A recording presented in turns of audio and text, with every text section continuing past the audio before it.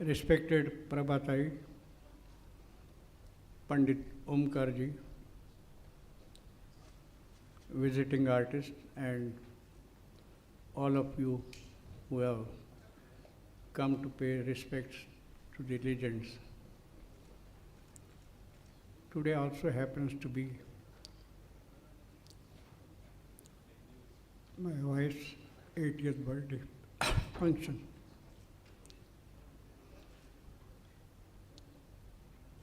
My wife was a very bitter critic of mine and always used to say, you should stop before people start clapping, because you never know, the applause is for you to stop and not to continue.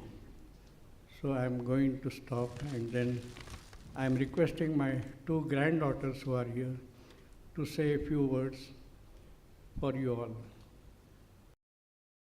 I would like to share a few memories that I had with my dadi. So, my dadi had always treated me special, from allowing me to pluck flowers from her garden, which she wouldn't allow even Dadu to touch, to letting me play and mischief during Ganesh Chaturthi, even when everyone else would get like super hyper. And my exposure to a game she loved called Rummy Cup, which I learned to play from her and with her. But more than playing, she used to cheat and win the game and taught me the trades too. I also remember hiding a phone in the most obvious places, and remember that she used to pretend to not know where it was. At the time, I used to burst out laughing, and looking at me, she used to burst out laughing as well. She was an amazing cook, and from my memory, I remember a dish which I named Dadi Bake, which was full of vegetables and lots of cheese. And Mama wouldn't mind me eating it because of the vegetables in it. And of course, she had to add that extra cheese for me. So I can speak about a lot more amazing food that she cooked, which would make my mouth water as I speak at this moment. However, she has left lasting memories in me of her, and I will always remember her and miss her. And to conclude, I would like to say that she was an amazing person and an amazing grandmother as well. Thank you. The next speaker is Yajushi Jabakh. She is my daughter, Urmila's daughter. Thank you. My grandmother, my Nani, Anurada Hemmadi, she was the heart of our family.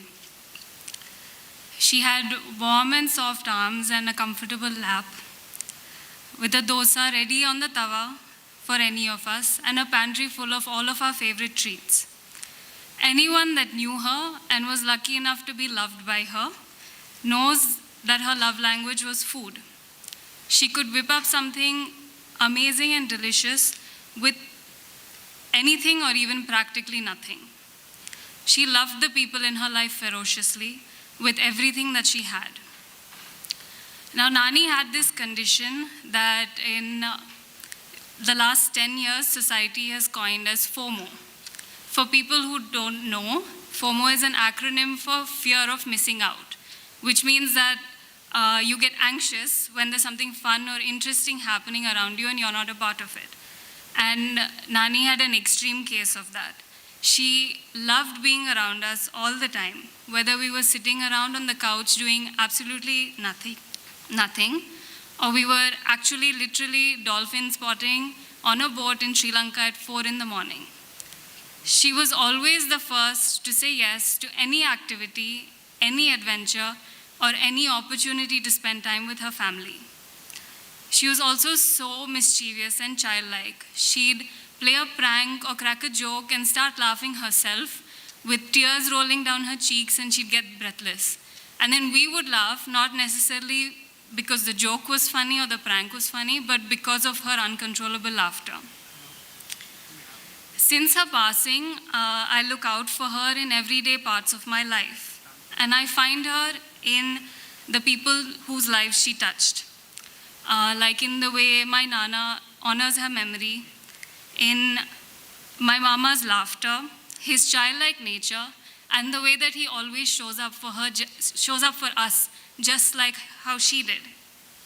In my Masi's long calls and her unwavering care and concern for all of us, and in my mother's love, in her affection for nature, and how she now has a dosa ready on the tawa and a pantry full of all of our favorite foods. There are so many things to take away from a life lived so full, but if there's just one thing I would take away from Anuradha Hemmadi, it's to take the time and love the people in your life in any way that you can. Thank you.